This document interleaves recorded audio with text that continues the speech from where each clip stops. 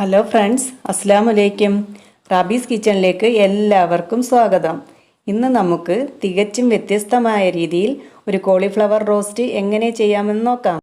അതിനായി ഒരു കോളിഫ്ലവർ ചെറിയ കഷ്ണങ്ങളാക്കി ഇളം ചൂടുവെള്ളത്തിൽ ഉപ്പിട്ട് 10 മിനിറ്റ് സമയം മുക്കി വെച്ചിരുന്നതാണ്. എന്നിട്ട് നന്നായി കഴുകിയെടുത്തിട്ടുണ്ട്. ഇനി ഇത് പൊരിക്കാൻ വേണ്ടിയിട്ട് നമുക്കൊരു ബാറ്റർ തയ്യാറാക്കണം. അതിനായി ഞാനൊരു ബൗളിലേക്ക് 1 കപ്പ് മൈദ ഇട്ട് കൊടുത്തു. 1 ടീസ്പൂൺ കുരുമുളക് പൊടി, 1/2 ടീസ്പൂൺ മഞ്ഞൾപ്പൊടി, 1 ടീസ്പൂൺ മുളക് പൊടി, 1/2 ടീസ്പൂൺ ഗരം മസാലപ്പൊടി, ആവശ്യത്തിനുള്ള ഉപ്പും ഇട്ട് കുറച്ച് വെള്ളത്തിൽ അല്പം തിക്കായിട്ടുള്ള ഒരു ബാറ്റർ തയ്യാറാക്കാം.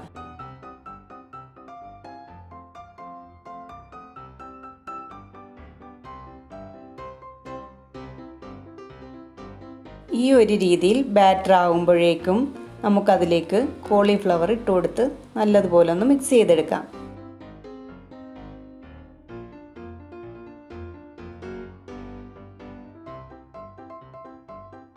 ഒരു ചീനച്ചട്ടി അടുപ്പിൽ വെച്ച് അതിലേക്ക് ഞാൻ ഓയിൽ ഒഴിച്ചു കൊടുത്തിട്ടുണ്ട്.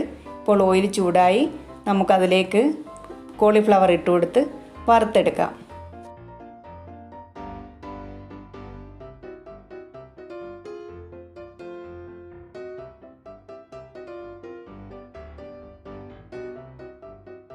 ഇതേ സമയം തന്നെ മറ്റൊരു ചീനച്ചട്ടി അടുപ്പിൽ വെച്ചിട്ട് ഇതിനു വേണ്ടിയുള്ള മസാല തയ്യാറാക്കാം. അതിനുവേണ്ടി ഞാൻ 2 ടേബിൾ സ്പൂൺ വെളിച്ചെണ്ണ ചേർത്ത് കൊടുത്തിട്ടുണ്ട്. ഒരു വലിയ സവാള നീളത്തിൽ അരിഞ്ഞത് ചേർത്ത് കൊടുക്കാം.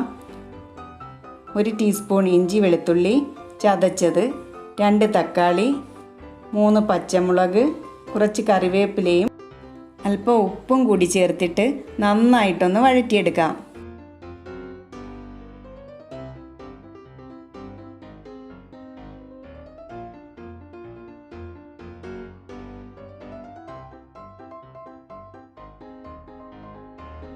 ഇപ്പോൾ സവാളയൊക്കെ ഒരുവിധം വഴന്നു വന്നിട്ടുണ്ട്.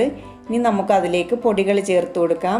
1/2 ടീസ്പൂൺ മഞ്ഞൾപ്പൊടി, 1 ടേബിൾ സ്പൂൺ മല്ലിപ്പൊടി, 1/2 ടേബിൾ സ്പൂൺ മുളക് പൊടി, 1 ടീസ്പൂൺ കുരുമുളക് പൊടി, 1/2 ടീസ്പൂൺ ഗരം മസാലപ്പൊടിയും ചേർത്ത് പച്ചമണം മാറുന്നത് വരെ നമുക്കൊന്ന് വഴറ്റിയെടുക്കാം.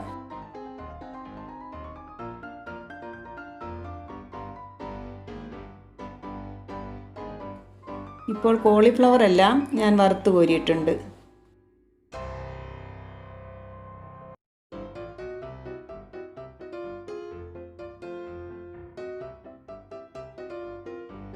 പൊരിക്കാൻ ഉപയോഗിച്ച ബാറ്ററിൻ്റെ ബാക്കി ഞാൻ ഇതിലേക്ക് ഒഴിച്ചു കൊടുക്കുന്നുണ്ട്. അതിൽ കുറച്ച് വെള്ളം കൂടി ചേർത്തിട്ട് ഇതിലേക്ക് ഒഴിച്ച് മിക്സ് ചെയ്ത് കൊടുക്കാം.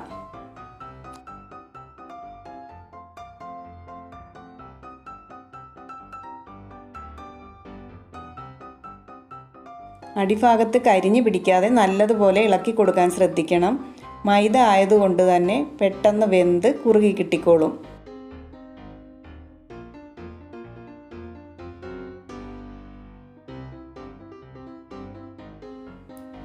ഇനി അതിലേക്ക് 1 ടീസ്പൂൺ പഞ്ചസാര ചേർത്തിട്ട് പൊരിച്ച കോളിഫ്ലവർ കൂടി ചേർത്ത് നല്ലതുപോലെ ഒന്ന് മിക്സ് ചെയ്യാം.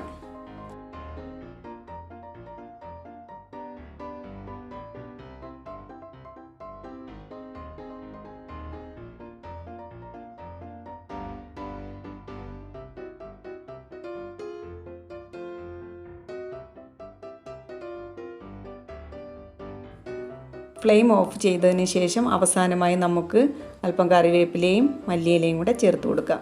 നെയ്ച്ചോറിൻ്റെയും ഫ്രൈഡ് റൈസിൻ്റെയും എന്തിൻ്റെയും കൂടെ കഴിക്കാൻ പറ്റിയ അടിപൊളി ഒരു റോസ്റ്റാണ്. എല്ലാവരും ട്രൈ ചെയ്ത് നോക്കണേ.